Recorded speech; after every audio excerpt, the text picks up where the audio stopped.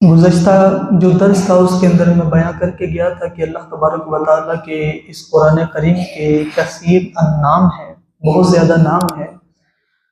عربی کا ایک مقولہ ہے، کثرت الاسماء تدل علی شرف المسمى، کہ کسی بھی چیز کے زیادہ نام ہونے کی وجہ یہ ہوتی ہے کہ اس کی عزت اور مقام بہت بڑا ہوتا ہے۔ ہم اسماء الحسنہ یعنی اللہ تبارک و تعالیٰ کے جو نام ہیں کس وجہ سے پڑھتے ہیں؟ کیونکہ میرا رب تبارک و تعالیٰ کی ذات سب سے بلند و بالا ہے۔ کسی بھی چیز کا نام ہونا، بہت زیادہ ناموں کا ہونا، اس کے عظمت و بزرگی ہونے کی علامت ہوتی ہے۔ اور اسی طرح مصطفیٰ کریم علیہ السلام کے جو نام مبارک کا کثیر بیان کیے جاتے ہیں، وہ بھی اسی وجہ سے، حضور علیہ السلام کی بزرگی کے بڑا ہونے کی وجہ سے۔ کسی چیز کے زیادہ نام ہونے کی وجہ کیا ہے؟ کہ اس کی بزرگی، اس کی عظمت، اس کی شان زیادہ ہونے کی وجہ سے اس کے کثیر نام ہوتے ہیں۔ ان میں سے ایک قرآن پاک بھی ہے، اس طرح بیان کیا گیا شہر رمضان الذی انزل فیہ القرآن ھدی للناس وبینات من الھدی والفرقان۔ قرآن کریم کا اس آیت مبارکہ کے اندر فرقان نام بیان کیا گیا ہے۔ میں پچھلے درس کے اندر بتا کر گیا تھا کہ جتنے بھی نام ہوں گے انشاءاللہ آگے والے درس کے اندر بیان کرنے کی کوشش کروں گا۔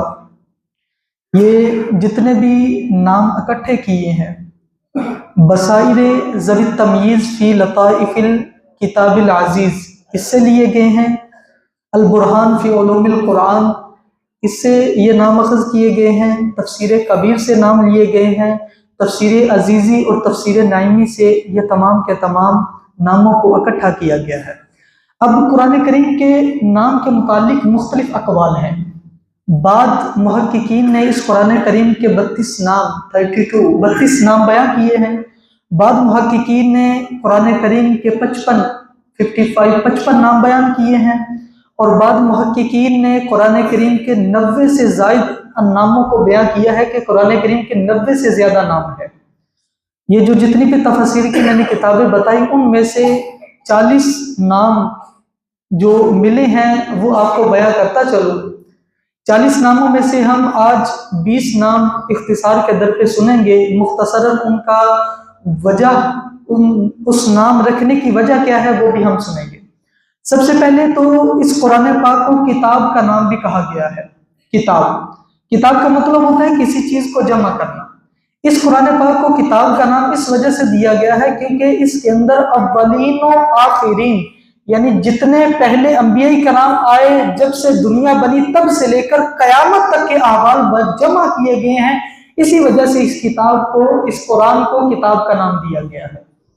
یعنی سارے کے سارے جب سے دنیا قائم ہوئی ہے، جب تک دنیا رہے گی تب تک کے جتنے بھی احوال ہیں نا، وہ سارے کے سارے اس قرآن کے اندر جمع کیے گئے ہیں۔ اور کتاب کا معنی ہوتا ہے جمع کرنا، اس لیے اس قرآن کریم کو کتاب کا نام دیا گیا۔ نمبر 2 کے اوپر جو بڑا ہی مشہور نام جسے ہم قرآن پاک کہتے ہیں، قرآن کہتے ہیں۔ قرآن کا معنی ہوتا ہے پڑھی ہوئی چیز، یعنی کوئی چیز پڑھی ہوئی ہو اسے قرآن بھی کہا جاتا ہے۔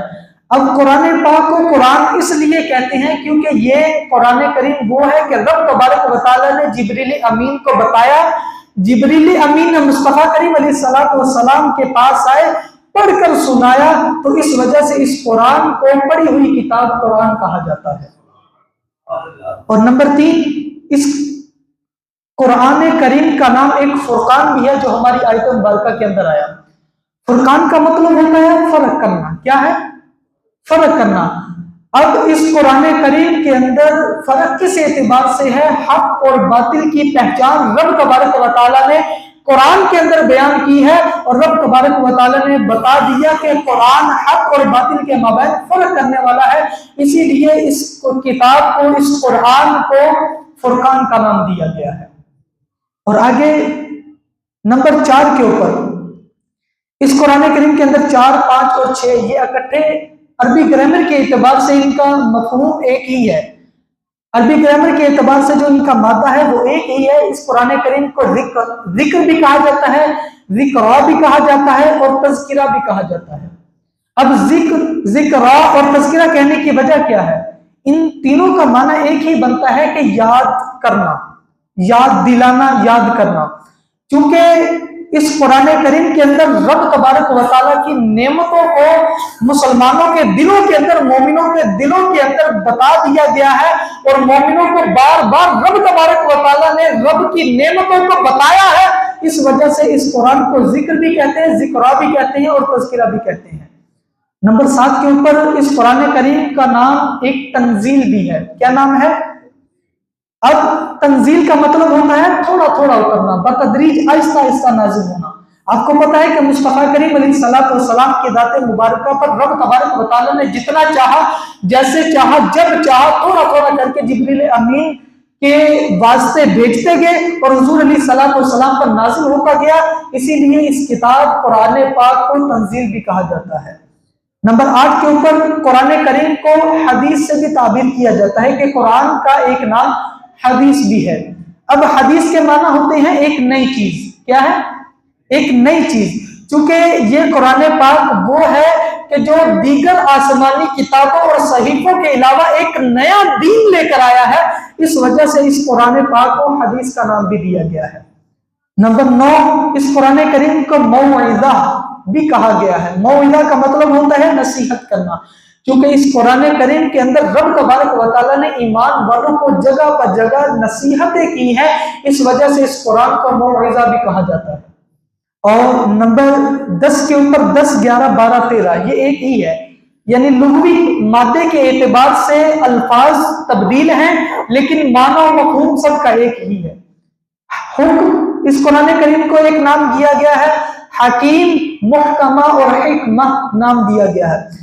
ان تمام کا حکم کہنے کی وجہ، حکیم کہنے کی وجہ، محکمہ اور حکمہ کہنے کی وجہ، اس تمام کا جو معنی بنتا ہے وہ اس کا مطلب ایک معنی نکلتا ہے مضبوط. کیا نکلتا ہے؟ کیونکہ یہ قرآن کریم کتاب اتنی مضبوط ہے کہ قیامت آ سکتی ہے لیکن اس کے اندر کوئی تبدیلی نہیں آ سکتی. اس مضبوطی کی وجہ سے اس قرآن کریم کو حکیم، محکمہ اور حکمہ بھی کہا جاتا ہے.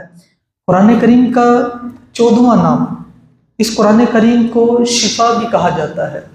شفا اس لیے کہتے ہیں کہ آپ کو پتہ ہے کہ انسان جب بیمار ہوتا ہے نا تو دوائی لیتا ہے. جسم کی بیماری لاحق ہوتی ہے تو بندہ دوائی لیتا ہے، میڈیسن لیتا ہے. اللہ تبارک و تعالیٰ نے اس کتاب قرآن کے اندر اتنی شفا رکھی ہے کہ اس کا جو پڑھنے والا ہوتا ہے رب تبارک و تعالیٰ اس کو ظاہری اور باطنی جو اندر کی دل کی بیماریاں ہوتی ہیں ان سے شفا یابی عطا فرماتا ہے. اسی لیے اس قرآن کو شفا بھی کہا گیا ہے. اس قرآن کا 15واں اور 16واں نام، اس قرآن کو ہدا اور ہادی بھی کہا گیا ہے. ہدا اور ہادی عربی گرامر کے اعتبار سے دونوں کے حروف اصلیہ ایک ہیں، معنی ایک ہی ہے، مطلب ہدایت دینا. اللہ تبارک و تعالیٰ نے اس کلام پاک کے ذریعے لوگوں کو برے رستے سے سیدھے رستے کی طرف ہدایت دیتا ہے، اس لیے اس قرآن پاک کو ہادی اور ہدایت بھی کہا گیا ہے. اللہ تبارک و تعالیٰ کے اس کلام پاک کا ایک نام صراط مستقیم بھی ہے. صراط مستقیم کا مطلب ہوتا ہے کہ سیدھا رستہ. جس طرح اگر ہم نے اپنی منزل کو پانا ہو تو ہم اپنا جو رستہ ہے اس کو دیکھ کر پھر نکلتے ہیں کہ ہمارا آیا کہ اس رستے کے اوپر میں چلوں گا اور میں اپنی منزل کے اوپر پہنچ جاؤں گا. یہ قرآن پاک اخروی اعتبار سے دنیا سے اخروی اعتبار تک جانے کا ایک راستہ ہے. اگر ہم اس کے اوپر صحیح طریقے سے عمل کریں گے، جیسے احکامات رب تبارک و تعالیٰ نے بتائے ہیں ویسے سیدھے رستے کے اوپر چلیں گے تو رب تبارک و تعالیٰ کے اذن سے ہماری آخرت بھی سیدھی اور بہترین ہو جائے گی. اس لیے اس کلام پاک کو ایک نام صراط مستقیم کا بھی دیا گیا ہے. اس کلام پاک کا ایک نام حبل بھی ہے. حبل کا مطلب ہوتا ہے رسی. کیونکہ آپ کو پتہ ہے رسی کا کام ہوتا ہے کہ بالترتیب کسی چیز کو مضبوطی کے ساتھ یا باندھنا یا اس چیز کے ذریعے لٹکا کر ایک سیدھا رستہ بنا دیا جاتا ہے. بعض اوقات آپ نے دیکھا ہوگا کہ محافل کے اندر یا اس کے علاوہ اگر سائیکل سٹینڈ آپ نے دیکھے ہوں گے، ایک باؤنڈری بنا دی جاتی ہے. باؤنڈری رسی کے ساتھ سیدھی اس وجہ سے بناتے ہیں تاکہ ہر ایک چیز کا نظم و ضبط قائم رہے. اب رب تبارک و تعالیٰ کے اس قرآن پاک کو حبل اس وجہ سے کہا گیا ہے تاکہ یہ وہ سیدھا رستہ ہے، سیدھی رسی ہے کہ جو رب کی بارگاہ تک لے کر جاتی ہے۔ رب کی بارگاہ تک لے کر جانے کی وجہ سے اس کلام پاک کو حبل کا نام دیا گیا۔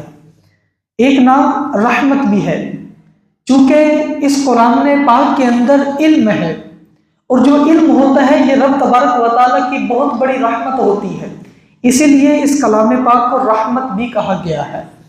اللہ تبارک و تعالیٰ نے کہ اس کلام پاک کو روح کا نام بھی دیا گیا ہے، روح، چونکہ یہ کلام پاک رب تبارک و تعالیٰ کی بارگاہ سے مصطفیٰ کریم علیہ الصلوۃ والسلام کی بارگاہ میں لانے والے جبریل امین علیہ الصلوۃ والسلام تھے، اور جبریل امین کا لقب تھا روح الامین، اس وجہ سے اس کلام پاک کو روح بھی کہا گیا ہے۔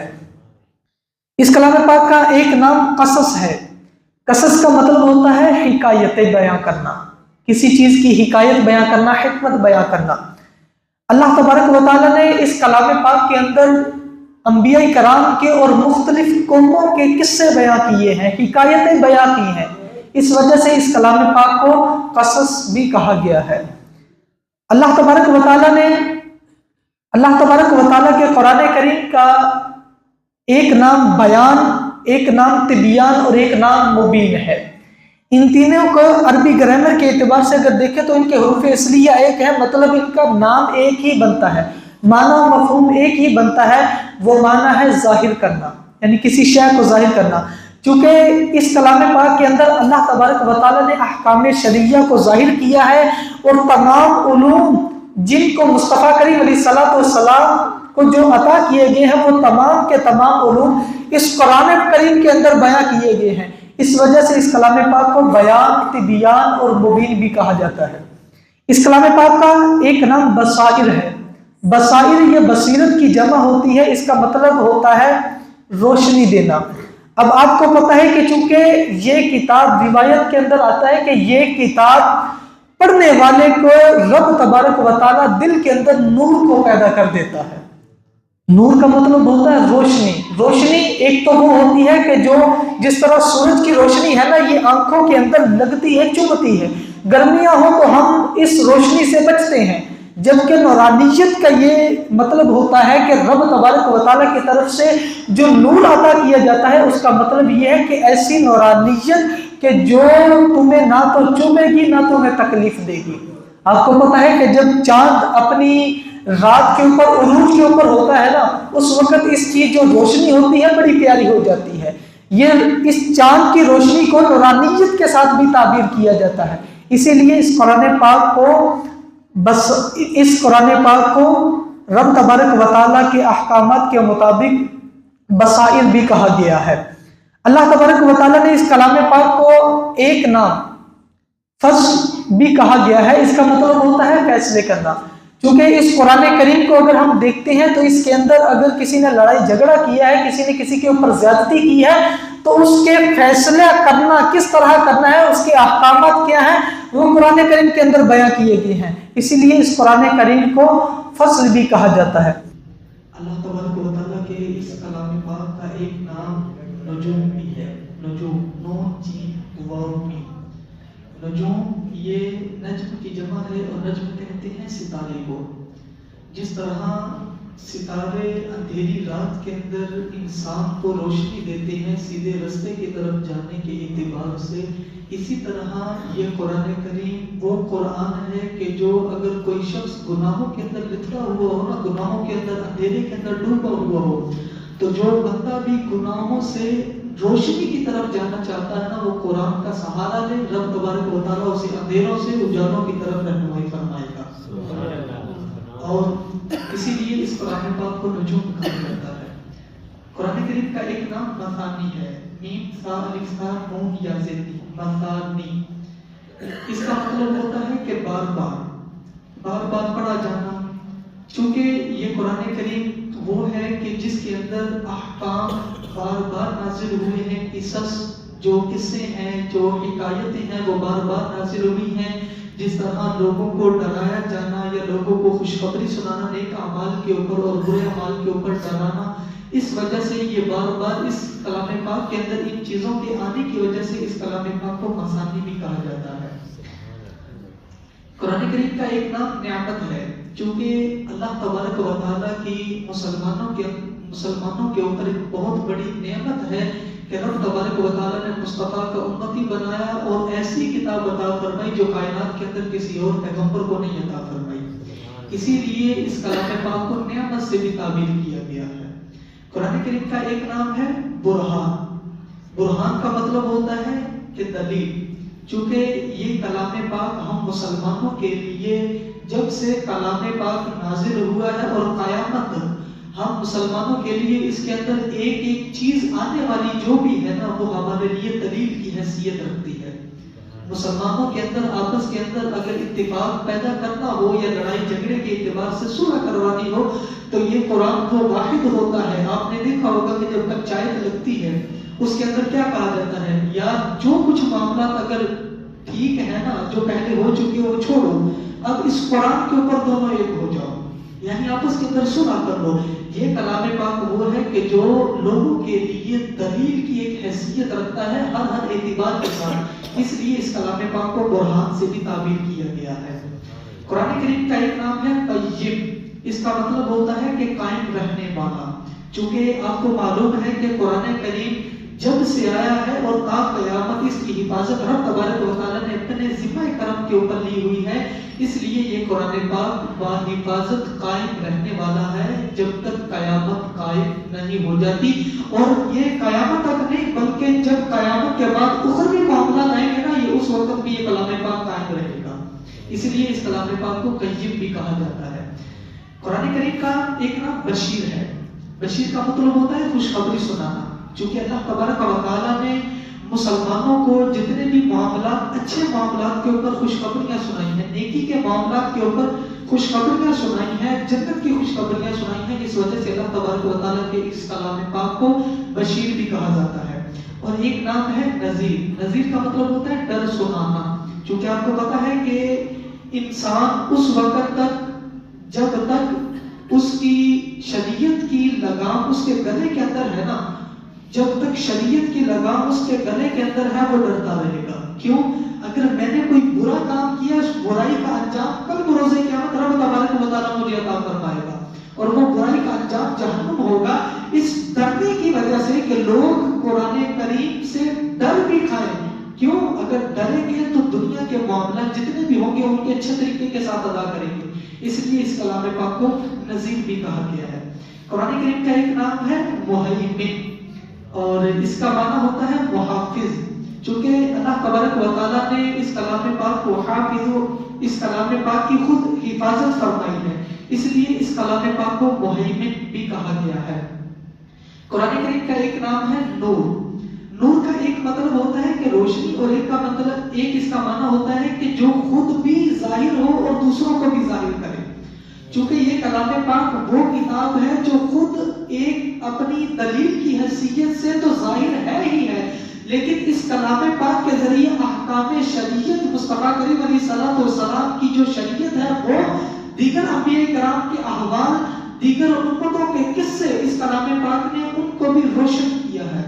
جس طرح یہ خود ظاہر ہے اس طرح دوسری چیزوں کو بھی یہ ظاہر کرتی ہے، اس لیے اس کلام پاک کو نور بھی کہا جاتا ہے۔ قرآن کریم کا ایک نام ہے حق، اس کے معنی ہے سچ ہونا، چونکہ الحمدللہ اللہ کا احسان ہے کہ قرآن کریم کا حرف بہ حرف ہم مسلمانوں کے لیے سچائی کا اعتبار ہے، اور سچے رب کی طرف سے سچے مصطفیٰ کریم علیہ الصلوۃ والسلام پر ان کا نزول ہوا، اس لیے اس کلام پاک کو حق بھی کہا جاتا ہے۔ قرآن کریم کا ایک نام ہے عزیز۔ عزیز کا مطلب ہوتا ہے غالب ہونا، اور ایک اس کا معنی آتا ہے بے مثل نایاب۔ اب غالب قرآن پاک کس طرح ہے؟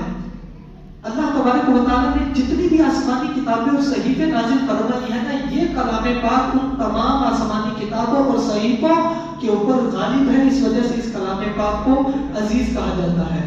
اور دوسرا بے مثل، یعنی اس کی مثل کوئی اور کتاب نہیں۔ جب سے کائنات وجود کے اندر آئی ہے، جب تک کائنات رہے گی، رب تبارک و تعالیٰ نے ایسی کتاب نہ کسی انبیاء نہ کسی نبی کو عطا کی ہے اور نہ ہی عطا فرمائے گا، بلکہ یہ محمد صلی اللہ علیہ وسلم کا خاصہ ہے کہ رب تبارک و تعالیٰ نے मुस्तफ़ा करीम अलैहिस्सलाम को बेमिसल किताब अता फरमाई है। इस वजह से इस कलाम पाक को अजीज भी कहा जाता है। कुरान करीम का एक नाम है करीम। करीम का मतलब होता है सखी होना। चूंकि इस कलाम पाक के अंदर इल्म है और इल्म भी बेइंतहा है, और इस कलाम पाक के अंदर रब तबारक व तआला ने ईमान की पुख्तगी दी, और जो नेक अमल करता है उसको सवाब, इतना सवाब कि जो इस कायनात के अंदर कोई शख्स उसको ताबीर नहीं कर सकता किसी लफ्ज के साथ। इस वजह से ये कलाम पाक करीम भी है, इतना सखी है कि इसका सवाब भी बहुत ज्यादा है, और इसके साथ साथ इसके अंदर इल्म भी बहुत ज्यादा है। इस सखावत की वजह से इस कलाम पाक को करीम कहा जाता है। कुरान करीम का एक नाम है अज़ीम। इसका मतलब होता है बड़ा। चूंकि ये कलाम पाक दीगर जितनी भी किताबें आई हैं उन तमाम में इसका मर्तबा बहुत ही ज्यादा बड़ा है, इसलिए कलाम पाक को अज़ीम कहा जाता है। और कुरान पाक का आखिरी नाम, इस कलाम पाक को मुबारक भी कहा जाता है। मुबारक के माना होते हैं बरकत वाला। चूंकि जो इस कलाम पाक को पढ़ने वाला है ये उसको भी बरकत देती है, जो इस कलाम पाक को सुनने वाला है उसको भी बरकत देती है, और यहाँ तक कि जो इसके ऊपर अमल करता है उसके दिलों के अंदर और उसके चेहरों के अंदर रब तबारक व तआला नूरानियत दाखिल फरमा देता है। इसीलिए इस कलाम पाक को मुबारक कहा जाता है। ये हमारे 40 नाम जो कुरान करीम के मुतालिक मिले थे वो बयान करने की सादत हासिल की। अल्लाह तबारक व तआला हम सबको भी इनके ऊपर अमल करने की और इनको याद रखने की और गाहे बगाहे दूसरों तक पहुंचाने की तौफीक अता फरमाए। आमीन बिजाह नबी करीम सल्लल्लाहु अलैहि वसल्लम।